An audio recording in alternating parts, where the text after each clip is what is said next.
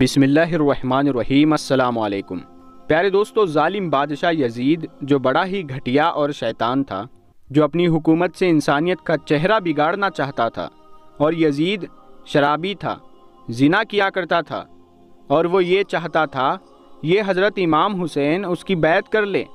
और वो ये खूब जानता था जब तक इमाम हुसैन रज़ी अल्लाह ताला अन्हु ज़िंदा है तब तक वो अपनी मर्ज़ी से कोई भी काम नहीं कर पाएगा।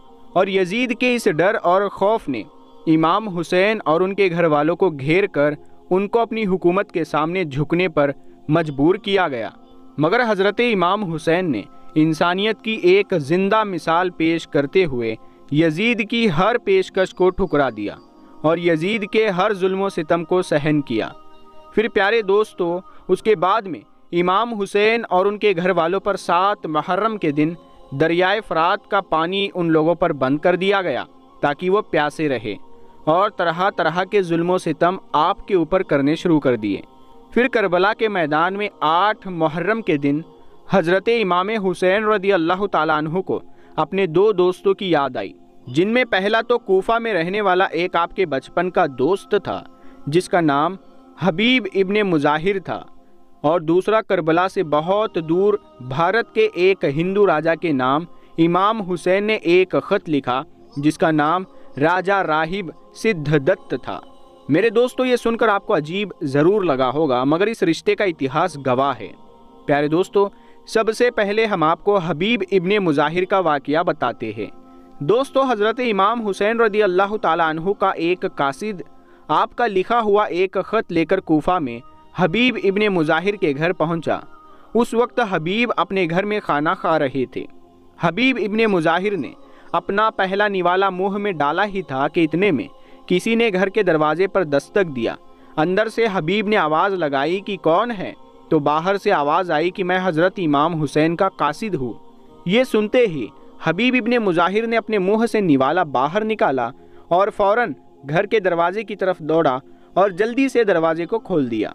हबीब ने जैसे ही दरवाजे को खोल दिया तो वो देखते हैं कि सामने इमाम हुसैन का एक कासिद खड़ा हुआ है।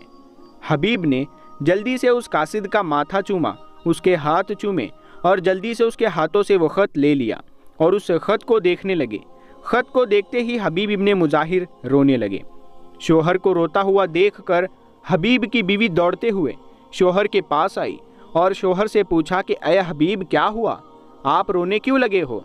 तो ये सुनकर हबीब ने कहा कि देखो, इस ख़त के ऊपर हुसैन इब्ने फ़ातिमा लिखा हुआ है, ज़रूर इसमें कोई ना कोई बुरी खबर है।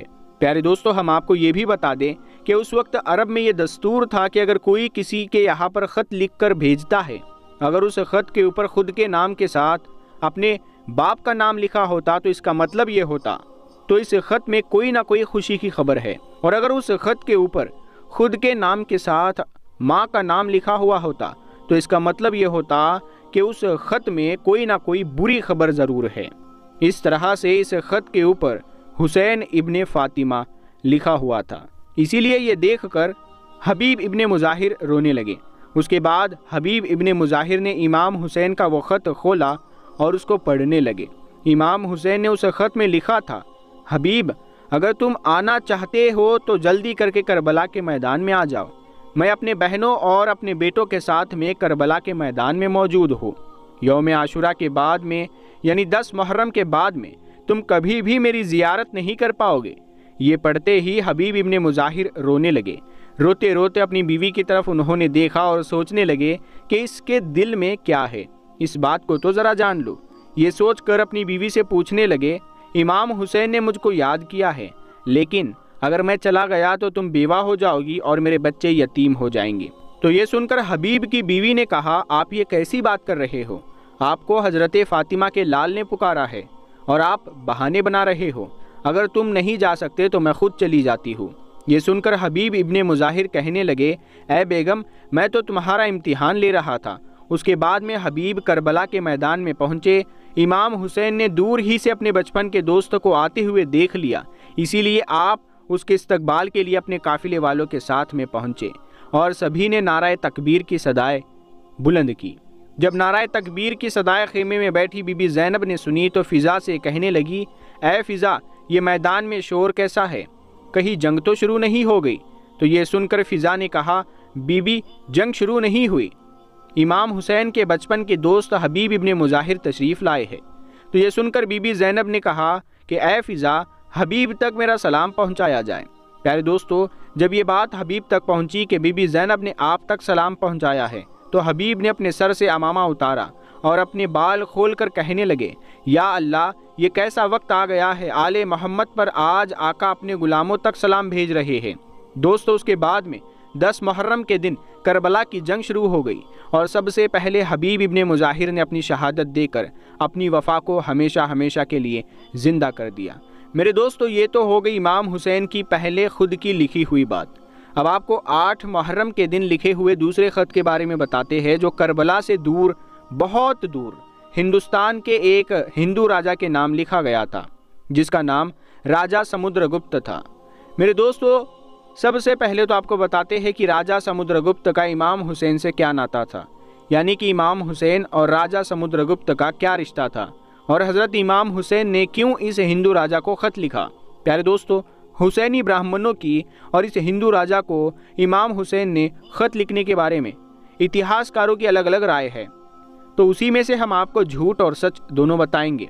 कहा जाता है कि हिंदुस्तान के एक बहुत बड़े ताजिर, उसका नाम राहिब दत्त था, वो एक ऐसा आदमी था जिसकी शादी को बहुत वक्त गुजर गया था, लेकिन उसको कोई औलाद ना हो सकी, जिसकी वजह से वो बहुत ज़्यादा परेशान रहा करता था। एक दिन उसने किसी से ये सुन लिया कि हज़रत मोहम्मद सल्लल्लाहु ताला अलैहि वसल्लम के नवासे यानी हज़रत इमाम हुसैन के बारे में, तो वो फ़ौरन उनसे मिलने के लिए इराक़ पहुंच गया। इराक़ पहुंचकर राहिब दत्त की मुलाकात जब इमाम हुसैन से हुई, तो हज़रत इमाम हुसैन ने राहिब दत्त के लिए दुआ की, जिसकी वजह से अब राहिब दत्त की ख्वाहिश पूरी हो गई, जिसके लिए वो हज़रत इमाम हुसैन के पास आया था, यानी अल्लाह ताला ने उसको औलाद अता कर दी।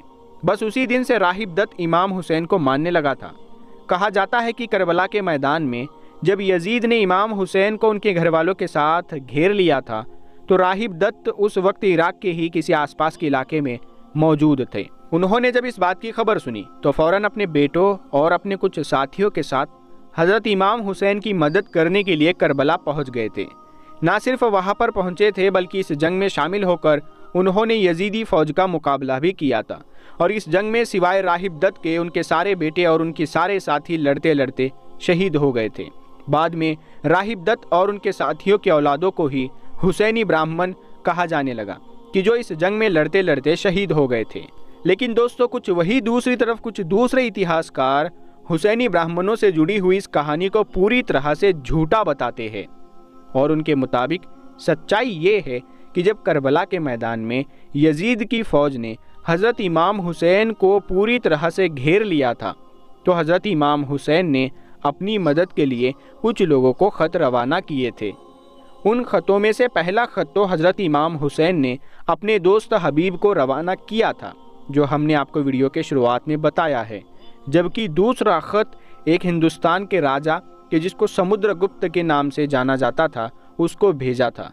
दरअसल समुद्रगुप्त हज़रत इमाम हुसैन का ससुराल की तरफ से रिश्तेदार था, क्योंकि दोस्तों इमाम हुसैन की एक बीवी के जिनका नाम शहरबानो था, वो ईरान के एक हुक्मरान यानी यज़गर्द की बेटी थी, और यज़गर्द की ही एक बड़ी बेटी जिनकी शादी हिंदुस्तान के एक राजा यानी चंद्रगुप्त के साथ की गई थी। चंद्रगुप्त के बाद उसका बेटा यानी समुद्रगुप्त तख्त पर बैठा हुआ था, और यही वो समुद्रगुप्त था कि जिसको इमाम हुसैन ने ख़त लिखा था, यानी रिश्ते में समुद्रगुप्त के हज़रत इमाम हुसैन खालू लगा करते थे। यही वजह थी कि ख़त मिलते ही समुद्रगुप्त ने एक सिपह सालार के हाथों में कमान सौंप कर एक बड़ी फ़ौज करबला की तरफ रवाना कर दी थी, और जिस कमांडर के अंदर इस फ़ौज को रवाना किया गया था उसी सिपह सालार का नाम राहिब दत्त था। जब तक ये फ़ौज इराक़ के शहर यानी करबला पहुंच पाई थी, तब तक सब कुछ ख़त्म हो चुका था, यानी हज़रत इमाम हुसैन को शहीद कर दिया गया था, और ये जंग भी पूरी तरह से ख़त्म हो चुकी थी।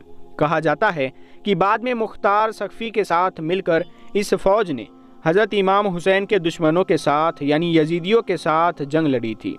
फ़िलहाल दोस्तों, आगे जो भी हुआ हो, लेकिन हिंदुस्तान से इमाम हुसैन की मदद के लिए करबला जाने वाली इस फ़ौज के सिपाहियों की औलादों को ही आगे चलकर हुसैनी ब्राह्मण के नाम से जाना जाने लगा। अब बात करें इन दोनों कहानियों में से आखिर सच्ची कहानी कौन सी है, तो हम आपको बताते चले कि ज़्यादातर इतिहासकार दूसरी वाली कहानी यानी समुद्रगुप्त से जुड़ी हुई कहानी पर यकीन रखते हैं। यानी ज़्यादातर लोगों का यही मानना है कि समुद्रगुप्त ने ही अपनी फ़ौज को इमाम हुसैन की मदद के लिए करबला की तरफ भेजा था और इसी फ़ौज के सिपाहियों की औलादों को और सिपाहियों को हुसैनी ब्राह्मण के नाम से जाना जाने लगा। मेरे दोस्तों, हम इस बात पर यकीन करें या ना करें, लेकिन इस बात में कोई शक नहीं है कि हुसैनी ब्राह्मणों पर पहले बहुत सारी किताबें लिखी जा चुकी है। दोस्तों, यही थी आज की वीडियो जिसमें हमने आपको बताया कि हुसैनी ब्राह्मण कौन है और इनका इमाम हुसैन के साथ क्या रिश्ता है और इमाम हुसैन ने किस हिंदू राजा को हिंदुस्तान में ख़त भेजा था। तो हम उम्मीद करते हैं कि आपको आज की ये वीडियो पसंद आई होगी। अगर आपको ये वीडियो पसंद आई है तो आप इस वीडियो को हर बार की तरह लाइक करें, अपने दोस्तों में शेयर करें और अभी तक आपने हमारे चैनल पठान वॉइस को सब्सक्राइब नहीं किया है तो सब्सक्राइब करके साथ में लगे बेल आइकन को ज़रूर दबा दें।